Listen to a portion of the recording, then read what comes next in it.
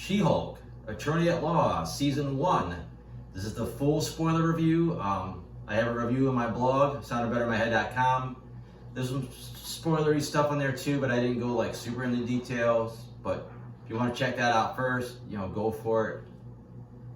I ended up giving the show a 2 out of 5. I think that's a little bit of a low rating. I could have gone a bit higher. I think I realized that I mostly enjoyed each episode, but the overall package I don't think came together that well. You basically, there's trying to be this lawyer sitcom show, which is fine. I think that part worked. The comedy worked. The lawyer stuff worked. You got the different cases each week, and they're tied to some kind of superhero, supervillain stuff. But then you're also trying to cram in basically a superhero origin story with She-Hulk. You're trying to get into her whole social life and her dating and all that stuff, and you're doing it all in half-hour episodes. And it's just you couldn't get much in there. It's like you do your lawyer stuff, you don't got time to really progress anything. So it just didn't really all gel together like it could have. And then the finale. When I get to the finale, I got a lot to say, I think, but for the most part, I don't think the payoff was there. It's just the general plot. She becomes She-Hulk. She does a lawyer thing. There's some bad guys in the background trying to, they got bad plans for her. They're trying to get her blood or whatever, but it just really doesn't go anywhere. It's not really emphasized that much. It only gets updated like every couple of weeks. But I like the characters. She-Hulk's awesome. Jennifer Walters, Tatiana Maslany, great in the role. She's very likable. In fact, the only thing more unbelievable than the special effects is the concept that guys aren't really attracted to Jennifer Walters, because she seems pretty awesome. But she's great. She's funny. She's witty. She seems smart. She's easygoing. Like I said, it's a very likable character. She's played very well, all the aspects of it, and even breaking the fourth wall and talking to the audience. The supporting cast, Nikki's really strong. Pug kind of gets kicked off to the side. We don't see much of him, but he's pretty likable. I think they make a good trio. There was even an episode where Pug and Nikki had a little side quest. Would have liked to see more of that, but like I said, with the time that they're allotted, you can't do that. You have to kind of stick with the She-Hulk. As far as the supporting cast, most of them were just kind of come in, do a guest star thing and leave. The Wong stuff was great. Abomination was fine. Hulk, it was only a couple episodes, but he was strong. I think some stuff failed. Also, one of the better characters, obviously, was Daredevil. I think Daredevil killed it in his episode. But I thought Titania just never really amounted much. She had really after the perfume brand or whatever got lawsuit, or I think she outlived her usefulness after that. You really didn't need her after that, and she never contributed to the final batch of episodes. The whole thing with the Wrecking Crew, I was hoping to see more of them. It was like a one and done, and their whole thing doesn't pay off. Wrecker pops up again. Just doesn't even brought up that he was paid off to try to get her blood, and he just seems like apparently he was just redeemed, even though it looked like at least one of his buddies was hanging out at hanging out with all the bad guys at the end at the big group meeting. There was nothing that really stood out besides like I said, the big threes and some of the big guest stars. There's some decent action, thrown in there. It is a superhero show, so the action stuff I think worked. But obviously, the elephant in the room, it's been brought up a million times. I gotta, jump on the bandwagon. This CGI for She-Hulk especially is just not that good. And the thing is, and it's been pointed out by other people, if you look at the Hulk, if you look at Thanos, you look at some of these male CGI characters, they could get away with a little bit more because they have stubble, they have wrinkles, they have other details that kind of draw your eye to, away from some of the flaws and kind of make it feel a little bit more, kind of sells it a little better that it's real. But with She-Hulk, she's supposed to be this beautiful woman just with green skin, and it's just more noticeable. You pick out the imperfections that much easier, and it's just, unfortunately, it's not just in the face. I understand it's really hard to pull it off on that, and there's times it works. There's definitely times it looks really good, but it's also like the clothing never looks real. It just looks fake. It doesn't move right. She doesn't move right. She moves very stiff. It just looks like something from a cutscene from like a PS3 or a PS4 game. It just, just the movement part of it. I said the CGI is better than that, but the way she moves is like the way the wrestlers would walk to the ring in some of the old SmackDown games. And again, the superhero thing never pays off as well because there's not a big hero's journey. It's just like she doesn't want to be a hero. She just wants to be Jen. She uses She-Hulk to her advantage sometimes, and in the end, she's like, yeah, maybe I'll be a hero. But like, it just didn't feel earned. I thought, basically, from the trailers and based on the comics, I thought they were going to go the route that She-Hulk was, like, maybe Jen would spend too much time as She-Hulk. Like, she's like the perfect woman now, and she's likable, and people seem like they're into her. And like, she neglects, her Jennifer Walters side, and maybe she, neglects the superhero stuff. But even She-Hulk can't catch a break. She dates a bunch of losers, and she just doesn't get that much respect. She's kind of like almost a laughing stock in a way. So I was a little disappointed. Like, just seemed like the She-Hulk Jen dynamic wasn't as like interesting as it should have been. I think it's just what I gotta say about the show in general. I'll go through some notes here. Maybe there's some stuff from the different episodes I think is worth talking about. But actually, right off the bat, I loved the first episode. Like, they jumped right into the origin story. I thought she had great interaction between her and the Hulk. CGI looked good enough for those sequences at least.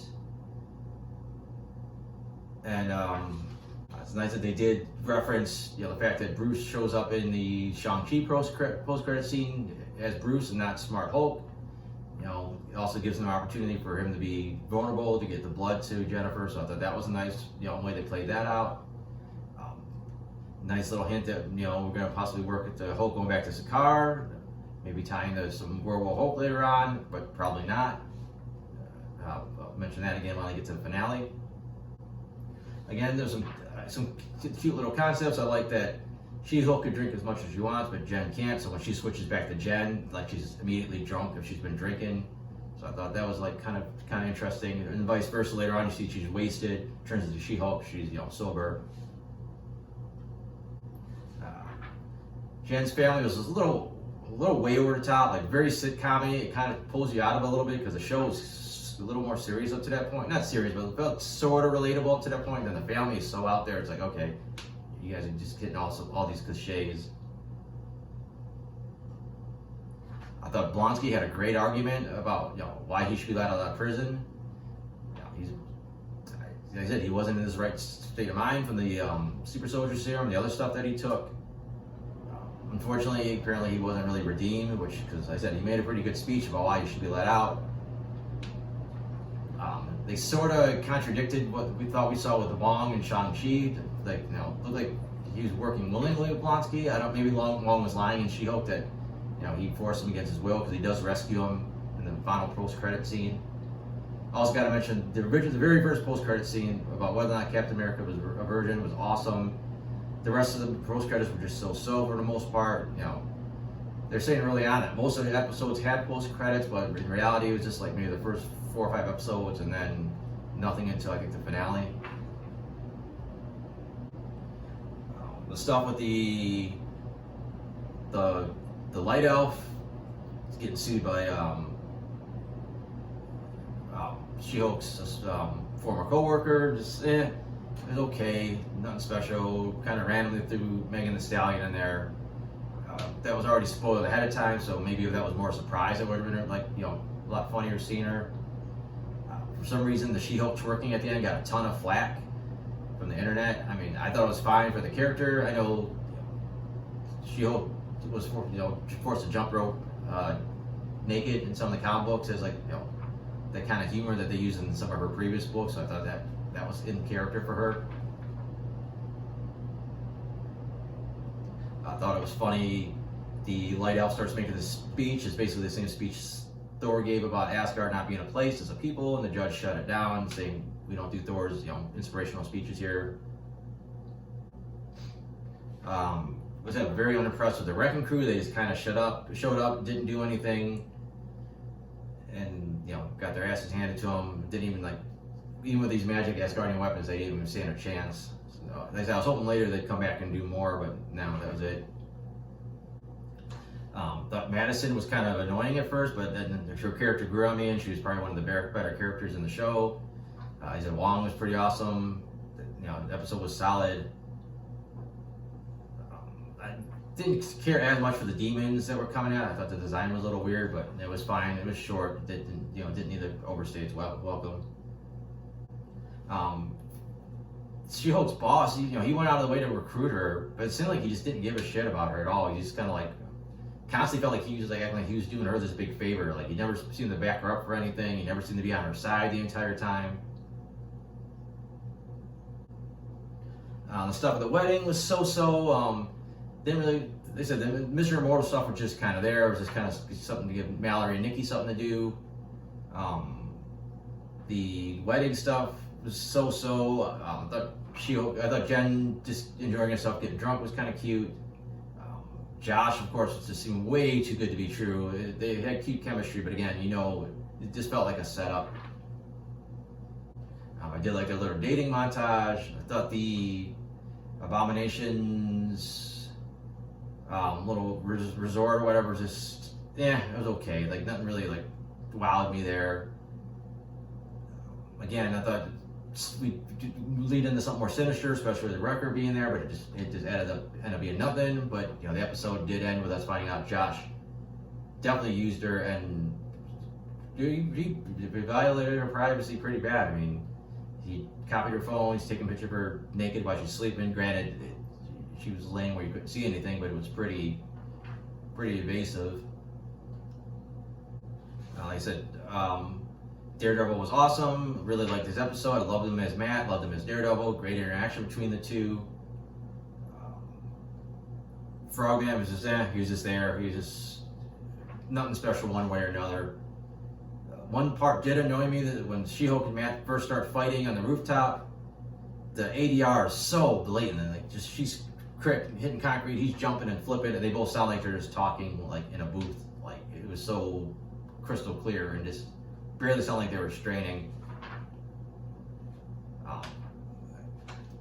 Again, they had good chemistry. It was nice to see them hook up, even though it was just a one-nighter. And then, of course, it was hilarious seeing Daredevil's walk of shame in full costume.